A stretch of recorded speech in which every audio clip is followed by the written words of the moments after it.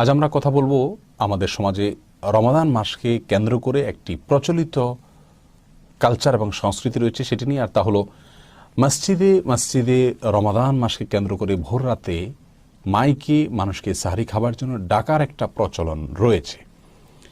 এমনকি মসজিদের বাইরেও মানুষ রাস্তাঘাটে লোকজন রেখেও ডাকাডাকি করে থাকে। রমজান মাসে মাইকে ভোর রাতে এই যে ডাকাডাকি করা হয়, এটা ইসলামের দৃষ্টিকোণ থেকে কতটা ভালো কাজ অথবা মন্দ কাজ, আজ আমরা সেটি জানব।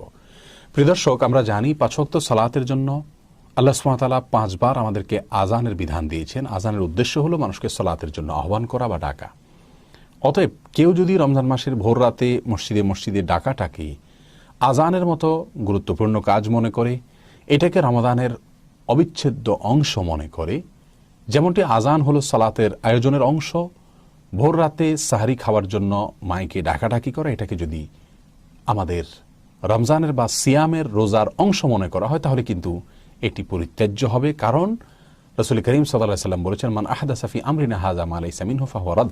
যে ব্যক্তি আমাদের এই দিনের ভিতরে এমন কিছুর প্রচলন করবে যেটা আমরা নির্দেশ করি নাই, তাহলে এটা প্রত্যাখ্যানযোগ্য। যেহেতু রাসূল আকরাম সাল্লাল্লাহু আলাইহি ওয়াসাল্লাম সাহারির সময় ডাকাডাকি করার জন্য কোনো আজানের সিস্টেম রাখেন নাই, ডাকাডাকির কোনো সিস্টেম তিনি রাখেননি, নির্দেশ তিনি দেননি, বিধায় আমরা যদি এটাকে আজানের মতো গুরুত্বপূর্ণ এবং সিয়ামের অংশ মনে করি, তাহলে সেক্ষেত্রে এটি বিদআত হবে, পরিত্যাজ্য হবে। অবশ্য আমাদের দেশে হয়তো অনেকেই এই কাজটি করে থাকেন শুধুমাত্র অন্যদেরকে সাহারি খেতে উঠতে সাহায্য করার উদ্দেশ্যে। যদি সেরকম হয় যে আমাদের উদ্দেশ্য ঘুমন্ত মানুষদেরকে সাহারি থেকে ডেকে তোলা, যাতে করে তাদের উঠতে অসুবিধা না হয়, তাহলে সেটি বিদআত হবে না। কিন্তু সেক্ষেত্রেও কথা হলো, ভোর রাতে আমাদের ম্যাক্সিমাম মসজিদগুলোতে আমরা দেখি দীর্ঘ সময় পর্যন্ত মুয়াজ্জিন সাহেবগণ অথবা সংশ্লিষ্ট কেউ মাইকে বিভিন্ন রকমের ইসলামী সঙ্গীত গাইতে থাকেন, তেলাওয়াত করতে থাকেন, মানুষকে ডাকতে থাকেন অনেক সময় ধরে। অথচ মাইকের এই আওয়াজ ভোর রাতে যখন গোটা এলাকাকে প্রকম্পিত করে, তখন এমন অনেক মানুষ আছেন যারা রোজা রাখবেন না অসুস্থতার কারণে, তাদের ঘুমানোর প্রয়োজন। অনেকে আছেন হয়তো আগে সাহারি খেয়ে শুয়ে গেছেন, তার সকালে ডিউটি আছে, তারও ঘুমের প্রয়োজন। অনেকে আছেন ছোট ছোট শিশু, তাদের স্কুলে যেতে হবে, মাদ্রাসায় যেতে হবে, তাদের রাতে ঘুমোতে হবে, তারা রোজা রাখবেন না, ছোট মানুষ। অনেকে হতে পারেন অমুসলিম, যাদের ডিস্টার্ব হতে পারে। অতএব এই মানুষগুলোর কথা চিন্তা করে আমরা যদি প্রতিটা এলাকায় আমাদের মাইকের এই ডাককে আমরা নিয়ন্ত্রণ করি, তাহলে আমার মনে হয় সেটা ভালো হবে। কারণ আমার এই মাইকের ফলে, ডাকের ফলে যদি এই সমস্ত মানুষগুলোর ডিস্টার্ব হয়, কষ্ট হয়, তাহলে সেটি কিন্তু প্রশংসনীয় নয়। আপনি বলবেন, তাহলে আমরা আজানের জন্য যে মাইকে ডাকতে হয় তাতে কি তাদের ডিস্টার্ব হয় না? আমি বলবো, আজান তো হয়ে থাকে আসলে বেশ খানিকটা পরে, অনেকটা ভোর হয়ে যায়। ভোর হওয়ার কাছাকাছি সময় এক, আর দ্বিতীয় আজান হতে সব মিলে হয়তো 1-1.5 মিনিট সময় লাগে, তাতে এত বেশি ডিস্টার্ব হয় না।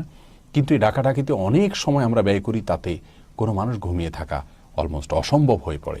আর সবচেয়ে বড় কথা হলো, আজানের তো ইসলামী শরীয়তে নির্দেশ রয়েছে, কিন্তু এটার জন্য তো পার্টিকুলারলি কোনো নির্দেশ করা হয়নি। তাহলে আমরা নিজেরা কেন এমন কোনো কাজ করতে যাব যার ফলে গোটা সমাজের মানুষের কষ্টের কারণ হতে পারে বা অনেকের কষ্টের কারণ হতে পারে? এমনকি যারা রোজা রাখবেন তাদের মধ্যে অনেকে ভোর রাতে একটু তাহাজ্জুদ পড়বেন, একটু আল্লাহ সুবহানাহু ওয়া তাআলার কাছে দোয়া করবেন, একটু তিলাওয়াত করবেন। ভোর রাতের সময়টা আল্লাহ সুবহানাহু ওয়া তাআলা দুনিয়া আসমানে নেমে আসেন।